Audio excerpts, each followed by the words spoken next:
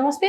ప్రస్తుతం మనతో పాటు సీనియర్ జర్నలిస్ట్ జగదేవ్ ఉన్నారు. ఆయనతో మాట్లాడదాం. నమస్తే సార్. నమస్తే సార్, ఇప్పుడు ముద్రగడ పద్మనాభం ఒక మాట అంటున్నారు ఏంటంటే పవన్ కళ్యాణ్ సినిమాలు వదిలేసి మొత్తం ఫోకస్ మొత్తం రాజకీయాల మీద పెట్టాలి అని చెప్పేసి మాట్లాడారు. అండ్ వాళ్ళ కుమార్తె కూడా నీకు పేరు మార్చకుండా ఇంకా బుద్ధి రాలేదు అన్నట్టుగా విమర్శిస్తున్నారు. అసలు ఏంటి సార్, ఎందుకు ఇలా జరుగుతుందంటారు ముద్రగడ పద్మనాభం? కాదమ్మా, అసలు మీరు అన్నట్టు ముద్రగడ పద్మనాభరెడ్డి గారు కూతురే విమర్శిస్తుంది, అల్లుడే విమర్శిస్తున్నాడు. ఇంతైనా కూడా ఇంకా ఈయన సలహాలు సూచనలు ఏంటమ్మా?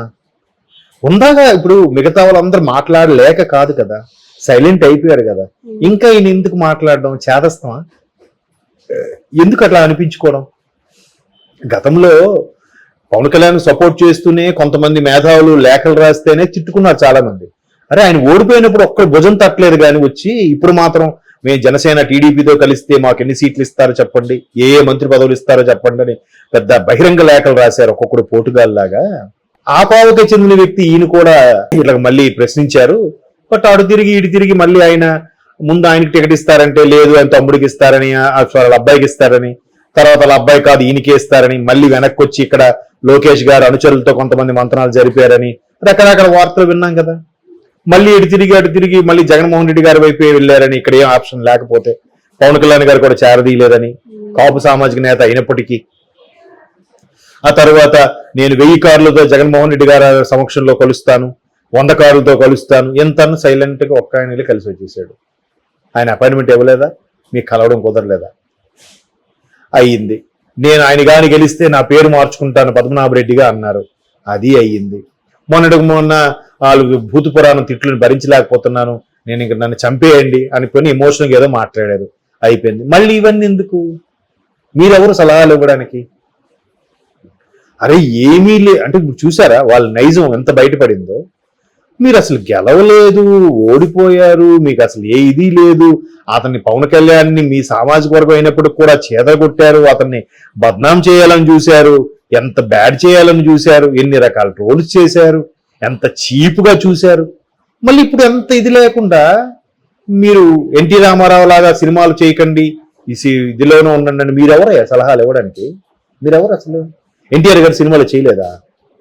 సీఎం అయ్యాక కూడా కొన్ని పెండింగ్ 2-3 చేశారు, తెలుసా విషయం? చిన్నోడే నాకు తెలుసు, ఆయన అంత వయసున్నాడు, ఆయన తెలీదా? అప్పుడులో సమ్రాట్ అశోకను, కవిసార్వభౌముడు ఏవో కొన్ని సినిమాలు చేశారు ఆయన, విశ్వామిత్ర సినిమాలు చేశారు ఆయన. మరి అవి గుర్తులే ఈయనకి, చిన్న ఆయన కదా, ఓకే తెలియపోయింది. అట్లా మీరు ఎట్లా ఇంత జరిగినా ఆఖరికి వాళ్ళ అమ్మాయి ఉంటుంది, పేరు మార్చుకున్నా ఇంకా బుద్ధి రాలేదు ఎందుకు నాన్న అంటే, మీకు ఎందుకు నాన్న ఇవన్నీ? మీరు కృష్ణారామ అనుకునే మూల కూర్చోకుండా ఎందుకు అన్నట్టుగా ఉంది కదా. ఎందుకు అంటే ఏదో సాధించేద్దాం, ఏదో మనుగడ చేసేద్దాం, జనాల్లో ఉన్నాము, వార్తల్లో నిలబడదాం అన్నట్టుగా ఇప్పుడు మనం మాట్లాడుకోవడం కూడా వేస్ట్ అనిపిస్తుంది. ఈ చర్చ పెట్టొద్దు. పెడితే నేను స్టేట్మెంట్ ఇచ్చాను కాబట్టి చర్చ పెట్టుకున్నారంటే మన జనాల్లో ఉన్నాం. తెలియకుండా మనం ఎందుకు ఆయనకి హైప్ ఇవ్వాలి? మీ ఛానల్ ఎందుకు అతనికి అంత హైప్ తీసుకురావాలి? అంటే పవన్ కళ్యాణ్ సినిమాల కోసం చాలా మంది వెయిట్ చేస్తూ ఉంటారు, ఎందుకంటే ఆయన ఫ్యాన్స్ జనసైనికులు అయినప్పటికీ ఫ్యాన్స్ మాత్రం ఫ్యాన్స్ గానే ఉండిపోయారు చాలా మంది. అది ఒప్పుకుంటాను. ఇది ఎందుకంటే అది కూడా ఏంటంటే నా అభిప్రాయం కూడా, ఏవైతే ఆల్రెడీ సైన్ చేసి ఉన్నారో, ఏవైతే పెండింగ్ లో ఉన్నాయో ఆ ప్రాజెక్టులు పూర్తి చేసేయాలి. హరిహర వీరమల్ల గాని, ఉస్తాద్ భగత్ సింగ్ గాని, తర్వాత ఇంకోటి ఏదో ఉందమ్మా ఓజీ ఒరిజినల్ గ్యాంగ్స్టర్, ఈ 3 ఏదో కింద మీద పడినా ఓకే చేసేస్తే బాగుండు అనిపిస్తుంది. ఎందుకంటే ప్రొడ్యూసర్స్కి నష్టం. వాళ్ళు ఎంత రూపాయికి 10 రూపాయలు వడ్డీ తీసుకొచ్చి మరీ పెడుతుంటారు. వాళ్ళందరికీ ఇబ్బంది కలగకుండా ఉండాలి. ఎందుకంటే దాంతో పాటు ఆ దర్శకుడు ఇప్పుడు హరీష్ శంకర్ ఉన్నారు, ఆయన ఉస్తాద్ భగత్ సింగ్ ఉన్నారు. నెక్స్ట్ ప్రాజెక్ట్కి వెళ్ళాలని ఇది కంప్లీట్ చేసేస్తే ఆయనకి కొంత ఫ్రీ అయిపోతుంది. లేదా ఇంకో ప్రాజెక్ట్లోకి వెళ్ళిపోయాడు అనుకోండి, సడన్ గా ఈయన ఫ్రీ అయింది. ఇప్పుడు రాజకీయాల్లో ఉన్నారు, ప్రత్యక్ష రాజకీయాల్లో ఉన్నాడు, పైగా డిప్యూటీ సీఎం హోదా, 5 శాఖలు ఆయన దగ్గర ఉన్నాయి, చాలా బిజీగా గడిపే పరిస్థితుల్లో ఎక్కడ చేస్తారు? ఎక్కడ చిన్న గ్యాప్ వచ్చినా చెయ్యాలని ఆయనకి ఉంటుంది. ఇక్కడ మళ్ళీ జనాలు ఏంటంటే చేస్తే ఈయన రాజకీయాలు సినిమాలు చేస్తాడేంటి, సీరియస్నెస్ లేదు ఇంకా అంటాడు ఒకడు. లేదురా బాబు, ఆల్రెడీ ఆయన కమిట్ అయ్యాడు, వాళ్ళ వల్ల ఇబ్బంది అంటే ఇటుపక్కడు ఏమంటాడు, మీకేం పోయింది, మాకెంత నష్టం, మా నష్టాన్ని పట్టించుకోలేదు పవన్ కళ్యాణ్, ప్రొడ్యూసర్ని డైరెక్టర్లు అంటే లెక్కే లేకుండా పోయింది, ఆయన మట్టుగా ఆయన స్వార్థం కోసం, ఆయన స్వార్థం కోసం ఇలాంటి డైలాగులు కూడా రాజకీయాలు ఆయన స్వార్థం కోసమా? ఎంత హ్యాపీ లైఫ్ క్యారవాన్లో ఏసీల్లో ఉండే లైఫ్ వదులుకొని అంత ఎండల్లోన తిరగాల్సిన అవసరం ఏమొచ్చింది? అన్ని విమర్శలు, ట్రోల్స్, నానా మాటలు కదా. మరి అలాగానే వాళ్ళు ఉంటారు. ఎటువైపు కరెక్ట్ అంటారు? జనరల్గా ఆయనే ఒకసారి ఒక స్పీచ్లో చెప్పాడు పవన్ కళ్యాణ్ గారు. ఎలా అంటే సైలెంట్గా ఉంటే ఇంట్రావర్ట్ అంటారంట, మాట్లాడుతుంటే వాగుడుకాయ అంటున్నారంట. ఎట్లా ఉండాలి మరి? ఎలా ఉండాలో మీరే డిసైడ్ చేసేస్తారా? ఆయనకంటూ ఒక అభిప్రాయం ఉండదా? ఆయనకంటూ ఒక పర్సనల్ ఒపీనియన్, అదే ఎట్లా బతకాలి, ఎలా ఉండాలని ఒక కోరిక ఉండదా? మరేంటిది? అదే పిచ్చోడ్రా, వ్యవసాయం అంటాడు, ఒకసారి సినిమాలు అంటాడు, ఒకసారి ఆయన ఇష్టమయ్యేది. ఆయన వ్యవసాయం చేసుకుంటే నీకేంటి, సినిమాలు చేసుకుంటే నీకేంటి? అలా కూడా విమర్శించే వాళ్ళు ఉన్నారుగా. కొంతమంది ఆయన పవన్ కళ్యాణ్ విమర్శిస్తేనే ఆ స్టార్స్ అయిపోతాం అనుకున్న వాళ్ళు కూడా ఉన్నారు. లేడీస్ లో ఉన్నారు, జెంట్స్ లో ఉన్నారు. జెంట్స్ లో కూడా ఒక ఆయన మహానుభావుడు ఇప్పుడు లేడులేండి, చనిపోయాడు, పేర్లు అనవసరం, అటువంటి వాళ్ళు కూడా ఉన్నారు కదా. అలాగా కాకపోతే పెండింగ్ కొద్దిగా చేసేస్తే బెటర్ అని నా అభిప్రాయం. వాళ్ళకి నష్టం లేకుండా ఉంటుంది. ఎవరైతే ఇప్పుడు కొంతమంది బిల్స్ పాస్ అవ్వవు, ఏదైనా అంతే కదా. ప్రాజెక్ట్ కంప్లీట్ అయితే కానీ ఒక కాంట్రాక్ట్ అయిన ప్రాజెక్ట్, ఇది కూడా ఒక ప్రాజెక్ట్ లాంటిదే కదా. పెండింగ్ ఎవరు ఇప్పుడు కాస్ట్యూమర్ 24 క్రాఫ్ట్స్ లో అది క్లియర్ అయ్యి కొంతమందికి సగం సగం ఇచ్చే ఉంటారు, అడ్వాన్స్ ఇచ్చుంటారు. రిలీజ్ అవున్నాయా మిగతా ఇస్తాం, లేదంటే పేమెంట్ వస్తే ఇస్తాం. ఇంకొంతమందికి ప్రాఫిట్ వచ్చాక ప్రాఫిట్ లో ఎంత ఇస్తామని కూడా చెప్పే దాఖలాలు ఉంటాయి. మరి వాళ్ళందరూ ఒకసారి భంగపడతారు కదా. బట్ ఆయన ఏంటంటే ముందే ఎలాగో నీకు ఎందుకు ఆయన కంప్లీట్ చేస్తానని చెప్పే మనిషి కాదు. అలాగని అబ్బా నేను చేయనబ్బా ఇప్పుడు కుదరదు అని చెప్పే మనిషి కాదు.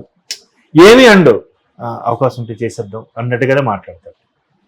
అదే ఇబ్బంది. ఇప్పుడు హరీష్ శంకర్ లాంటి వాళ్ళు అంత క్లోజ్ అయినా కూడా ఆయన ఏం చెప్పలే. ఆయన తెలిసి ఈయనేం మాట్లాడతాడు? హరీష్ శంకర్ లాంటి వ్యక్తి, ఆయన అభిమానిగా, ఆయన అంటే పిచ్చి ఫ్యాన్ గా ఉండే హరీష్ శంకర్ లాంటి గొప్ప డైరెక్టర్లు ఆయన కూడా తెలుసు పవన్ కళ్యాణ్ ఒక జీలేంటి, ఆయన తపనేంటి, ఏదో ఒకటి చేద్దామని కదా అక్కడికి వెళ్ళాడు. దాన్ని బేస్ చేసే గ్లాస్ మీద ఒక ప్రోమో కూడా రిలీజ్ చేశారు కదా. మరి అంత అభిమానించే వాళ్ళు సార్ మీరు చేసేస్తే బాగుంటుంది అని అనొచ్చు. కానీ ఇంకా ఆయన శాఖలు ఒక్కొక్కడికి ఛార్జ్ తీసుకొని సంతకం పెట్టి ఏ శాఖలు ఏ మతలబులు ఉన్నాయి, ఏ శాఖలు ఏ ఎత్తుపల్లాలు ఉన్నాయి, ఏంటి అధికారులు ఎలా చేస్తున్నారు, ఇవన్నీ తెలుసుకోవడానికి ఆయన నెల రోజులు పట్టేలా ఉంది. ఇవన్నీ మళ్ళీ వెళ్ళాలి, క్షేత్రస్థాయిలో విజిట్ చేయాలి, అవన్నీ సమీక్షించాలి, చూడాలి, సమావేశాలు నిర్వహించాలి, ఆ శాఖకి అనుసంధానంగా ఉన్న తోటి మంత్రులతో మళ్ళీ మీటింగ్లు పెట్టుకోవాలి. ఈ పక్క పిఠాపురం ప్రజల సంగతి చూడాలి ఆ ప్రాంత ఎమ్మెల్యేగా, మరోవైపు జన సైన్యాధ్యక్షుడిగా ఆ బాధ్యతలు ఉంటాయి.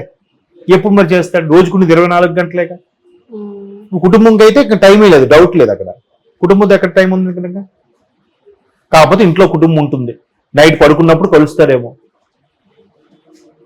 సో ఇన్ని వీటి మీద ఆయన చేయడం అని చేయాల్సింది చేసేయాలి ఒక పక్క వెర్షన్లో, చేయడం లేదు కూడా ఇంకో వెర్షన్లో.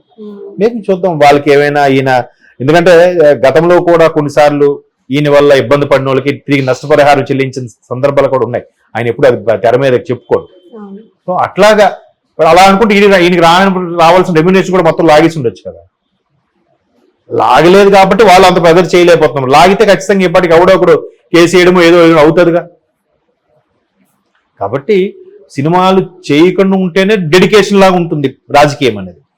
చేయకపోతే వాళ్ళు నష్టపోతారు కాబట్టి చెయ్యాలనేది ఒక వెర్షన్. కాకపోతే ఎవరి వెర్షన్ వాళ్ళు కరెక్ట్. ఎక్కువ భాగము రాజకీయాల్లో ఉన్నాడు కాబట్టి సినిమాలకి ఇప్పుడు అప్పుడే రాడు ఆయన అనేది కూడా ఒక అభిప్రాయం. ఎందుకంటే సినిమాల్లో ఆయన చూసేశాడు, చాలా పీక్ లెవెల్ కూడా చూసేశాడు. ఆయనకున్న ఇమేజ్ నాకు తెలిసి ఎవరికీ లేదు. ఎందుకంటే అంత సూపర్ నటుడు అని అనలేను, కానీ ఆయనే చెప్పాడు ఆయన నోటితో. అంటే ఆయన బాడీ లాంగ్వేజ్ అంటే ఇష్టం, ఆయన మాట తీరు అంటే ఇష్టం, ఆయన బిహేవియర్ అంటే ఇష్టం, ఆయన యాటిట్యూడ్ అంటే ఇష్టం. అదే మెయిన్. అందుకే అందరికీ ఫ్యాన్స్ ఉంటారేమో కానీ ఆయనకి భక్తులు ఉంటారు కదా. కాబట్టి ఈ ముద్రగడ పద్మనాభం లాంటి వాళ్ళు ఇంకా ఈ పట్టించుకోకూడదమ్మా. ఇలా డిస్కస్ చేస్తూ ఉంటే వాళ్ళంటే మళ్ళీ రోజు ఏదో ఒకటి మాట్లాడుతూనే ఉంటారు, న్యూస్లో కనబడుతూనే ఉంటారు. అబ్బాయి ఈయన ఇంకా రాజకీయాలు ఉన్నాడంటరా అని అనిపించుకోవడానికి. కాకపోతే ఇలాంటి మాట్లాడడం వ్యర్థం నా దృష్టిలో. Okay sir, thank you.